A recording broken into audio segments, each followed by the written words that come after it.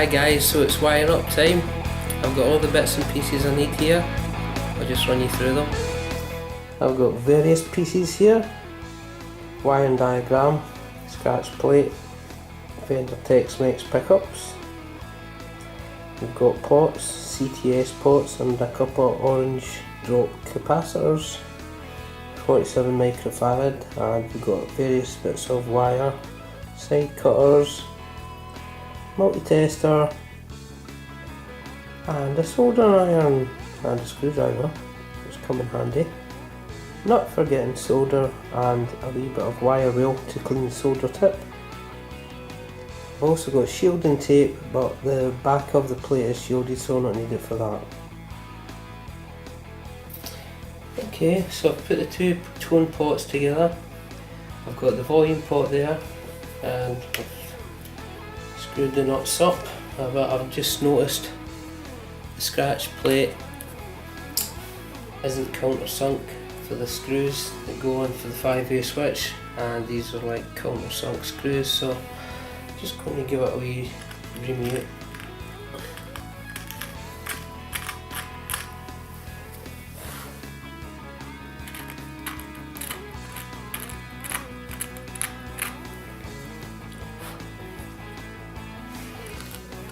Do the job.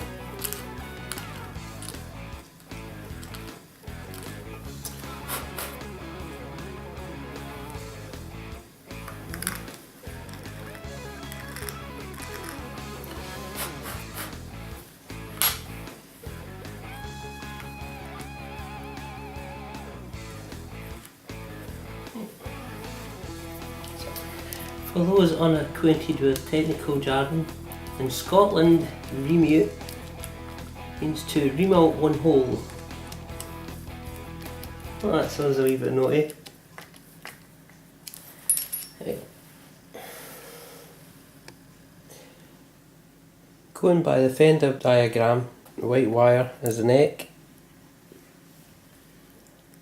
the red wire is the middle, and yellow is the bridge.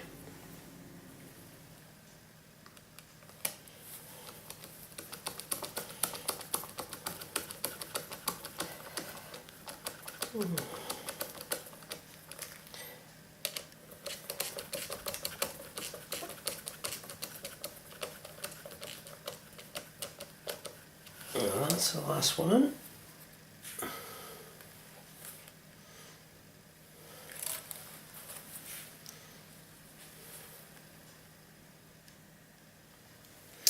The best tip I can give when soldering is to tin all the wires that you're needing when they're cut to length.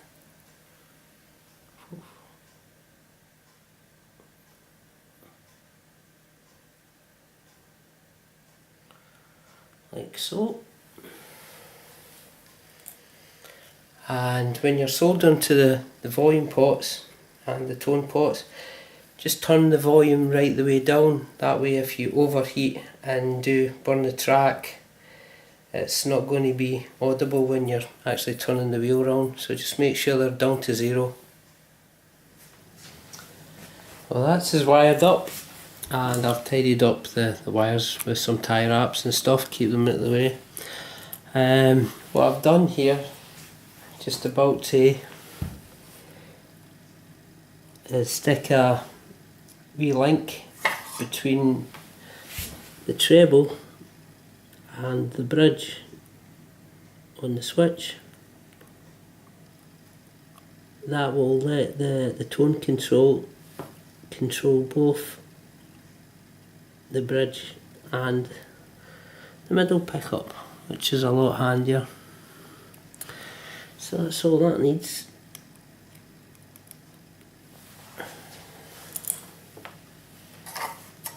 Next step, fitted on the guitar.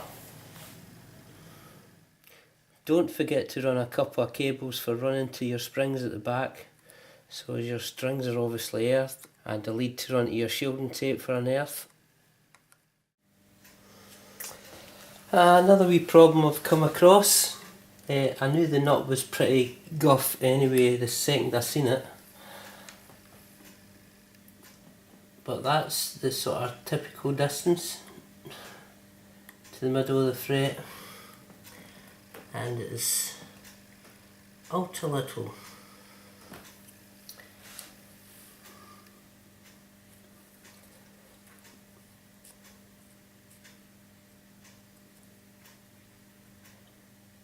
So it's about 35.9 to the centre of the fret there.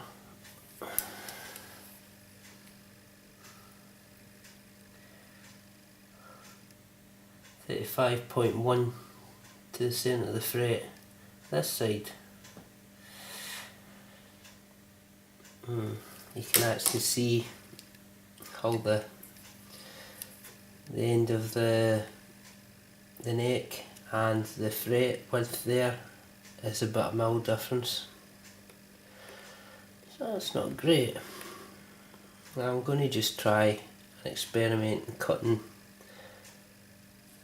the actual knot down, see how we go with that. Some sort of compensated knot idea would be a good idea.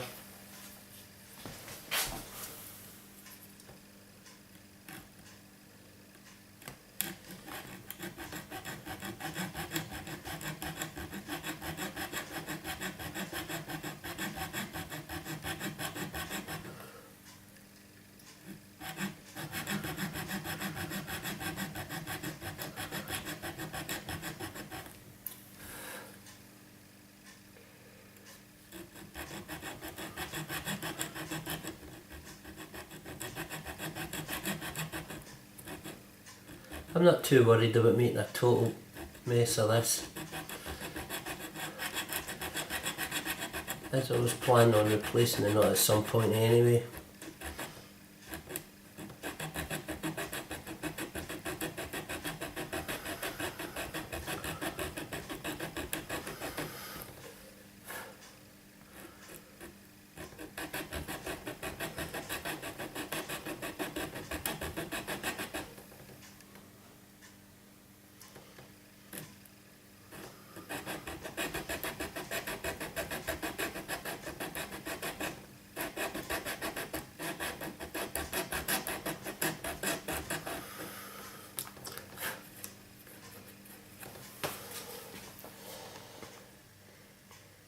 There we go, that's roughly 36.5 there to the groove that I've fitted in.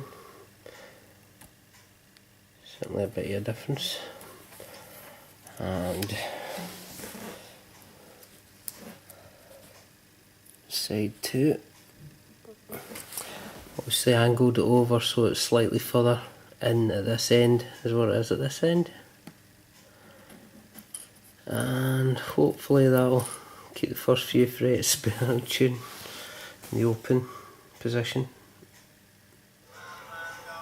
Just to confirm, you see the slot they've put in there. Obviously that's supposed to be the end of the slot for the fret. And it's about a mil away at that end. So this fret, this end is about a millimetre shorter than it should be. Oops. Yeah, and the pickguard won't fit on with its accoutrements because the hole isn't big enough in the routing, so I'm going to have to Dremel that down a bit.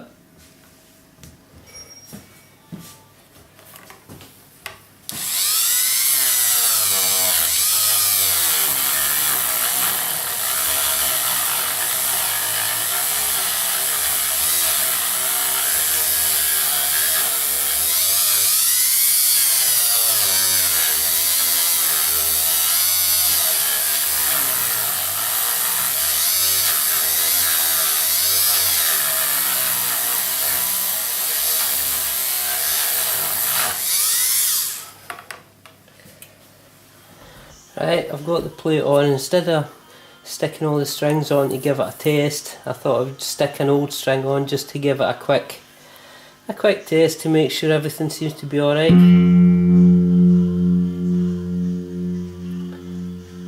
What I did notice is the amount of sustain on.